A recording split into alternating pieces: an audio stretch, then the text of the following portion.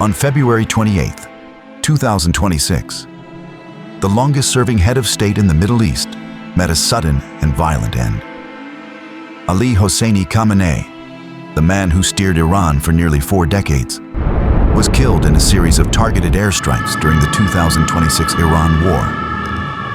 For 37 years, he transformed a fractured post-revolutionary state into a regional energy superpower and the heart of a resistance axis.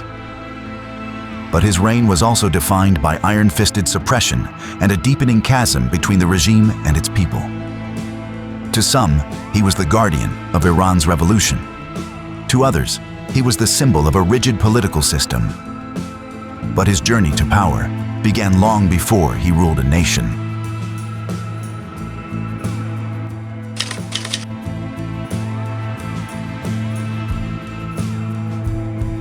Ali Khamenei was born in 1939 in Mashhad, one of the holiest cities in Iran.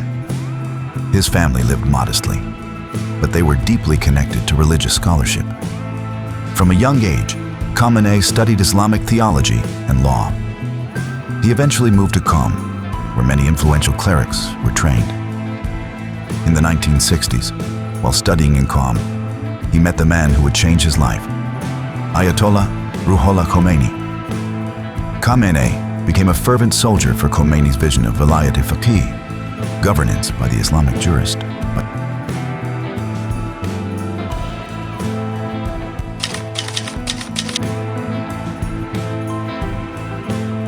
At the time, Iran was ruled by Mohammad Reza Pahlavi. The Shah pushed for rapid modernization and close ties with Western powers.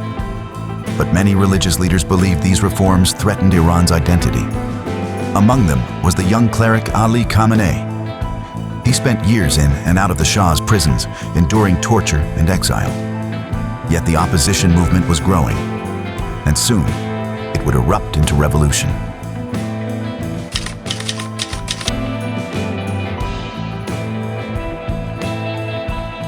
In 1979, millions of Iranians filled the streets. The monarchy collapsed and Shah fled the country. Ayatollah Khomeini returned from exile to lead a new Islamic republic. Ali Khamenei quickly became one of the revolution's rising figures. He joined the new government and gained influence within the revolutionary leadership. But in 1981, an assassination attempt by an opposition group left his right arm permanently paralyzed.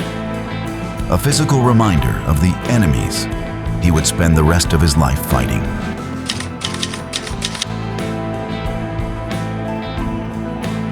In 1981, Ali Khamenei was elected president of Iran.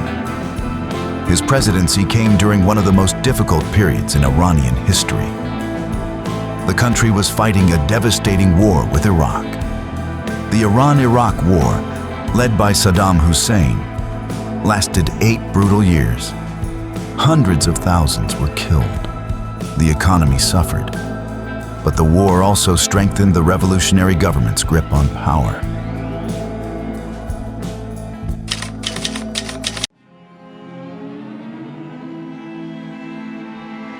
When Khomeini died in 1989, Ali Khamenei was an underdog.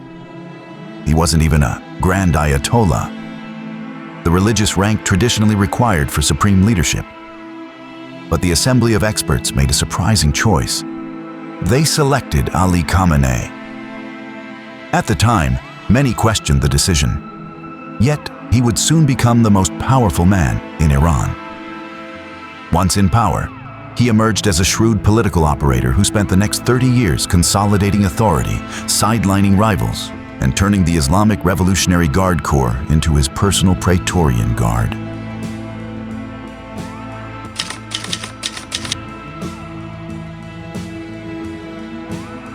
Under Khamenei, Iran's footprint expanded. He didn't just lead a country, he led a movement. He funded and directed a network of proxies, Hezbollah, Hamas, and the Houthis, creating a shield for Tehran thousands of miles from its borders.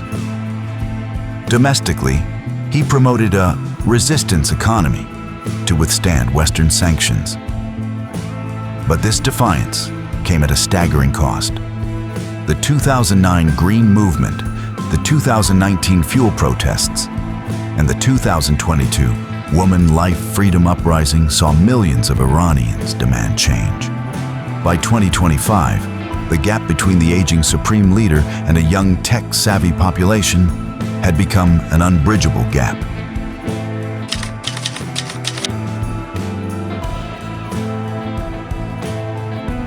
The end did not come from an internal revolution, but from the very regional proxy wars Khamenei had spent decades perfecting. His death triggered an immediate crisis.